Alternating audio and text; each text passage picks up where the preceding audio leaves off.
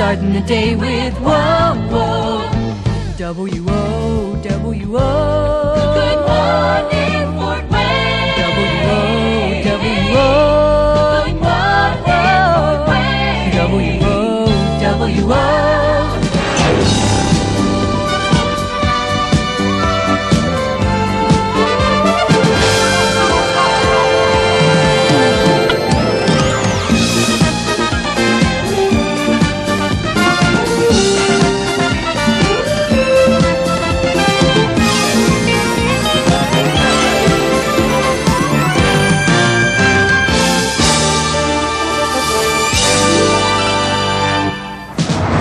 These billboards are all around Fort Wayne, and they all focus on one man, Bob Sievers. Hi, I'm Elizabeth Nolan. Welcome to PM Magazine. Tonight, we meet Bob Sievers. We're going to watch him at work, watch him at play, meet his family, and also share in his memories. We're going to discover why he's a living legend. Now here's Lee with a look at the rest of tonight's PM Magazine.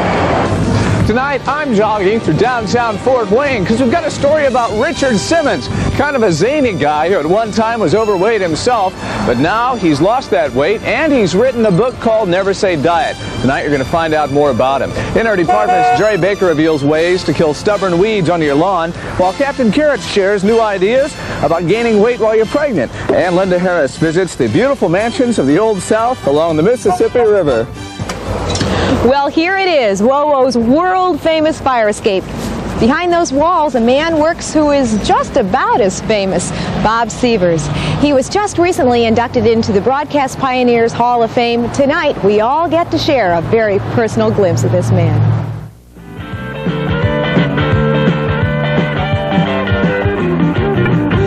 Linda Ronstadt getting us off and running this morning, and before I forget, Dugan and I showed a travel. Recognize this voice?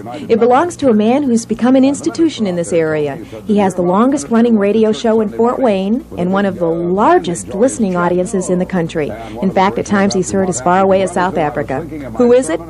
Bob Sievers. She said, better you should think of your face and cut your sermon. I think that's pretty good. Thanks a lot for laughing that way over there. Bob begins his day at WOWO at 3:30 in the morning, a full hour and a half before he signs on at 5 o'clock.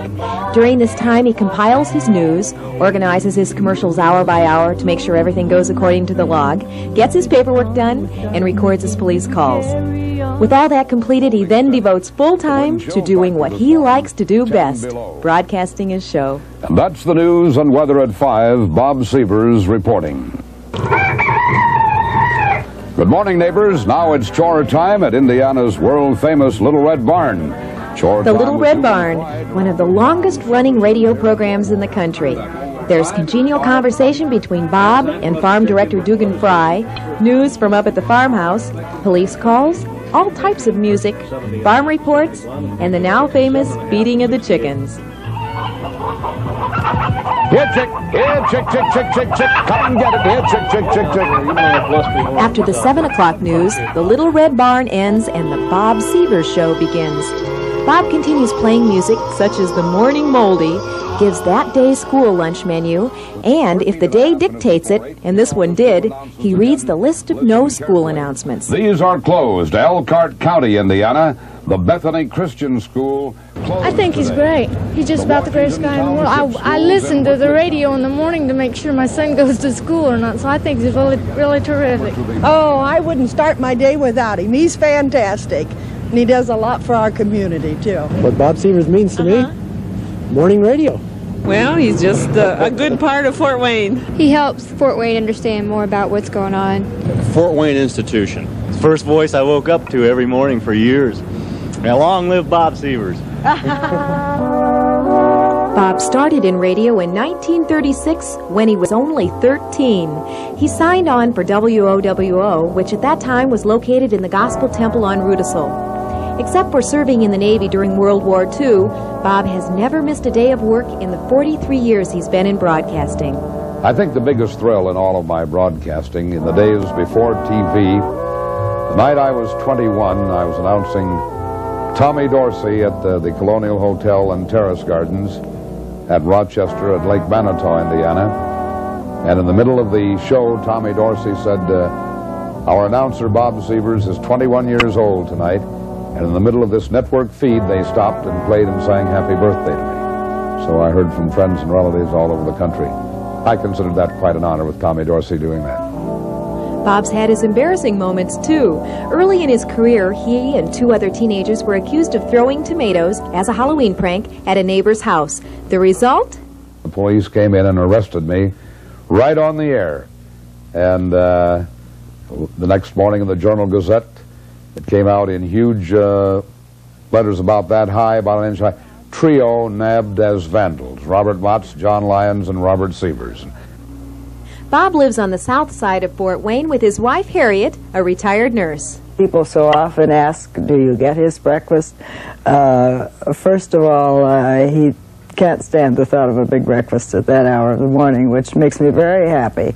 I sleep in later, of course, now that I'm no longer working, so I catch maybe an hour of it each morning. Harriet and Bob have raised 2 daughters and have 2 granddaughters. And, oh yes, there's another member of the family.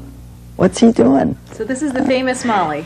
That's Molly, and Molly's 9 years old now. You don't recognize the camera, do you? Molly, if you knew you were on camera, you would never have come out. You just wouldn't be here. Bob, you've had many opportunities to work elsewhere, and yet you've remained in Fort Wayne. Why is that?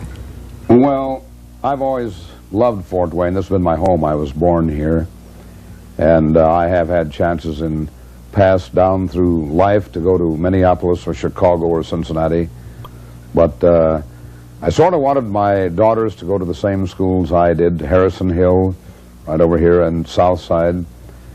You can walk down the street in Chicago, unless you're some big TV star, nobody knows you. Here people will honk while you're driving down the street, or walking down 1 block of Calhoun Street. I have 5 people say, "Hi, Bob." And to me, this is nice having friends. That's why I've stayed in Fort Wayne. Let's go feed the birdies. Come on. Let's go feed the birdies. Come on. I do this to get up there. One thing I do want to mention this morning, you hear me talking about birds from time to time. You know, I'm a firm believer in feeding the birds in the wintertime. In my yard, I have this electric heater that will keep the water warm. It turns itself on and off automatically. I'd feed them the year round, but my wife wants me to knock it off in the summertime. She says they need to learn to get their own feed. And put some nuts out for the squirrels or ear corn if you have them. If not, just crumble up some of your wife's cookies and take them out there. You know? There you go. Birdies will love that, too. I promised 6 nice young ladies I would mention their name this morning. I think it's a success because I like people, and I like people to take part in my show. And as long as we're all in the act together, we all have fun together. Any radio station is only as good as the person who is on the air at that time and feels his responsibility. To me, it isn't work. If I were a millionaire, I'd do exactly what I'm doing now for nothing. As long as I'm helping somebody, someone, or some organization, I'm happy.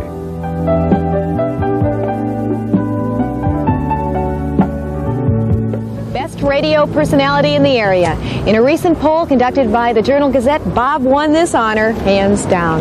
We'll be back in a moment with the PM Magazine departments.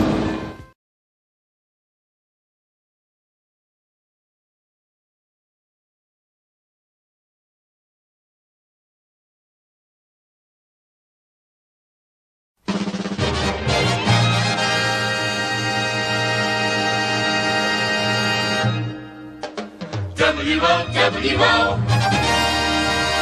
Fort Wayne.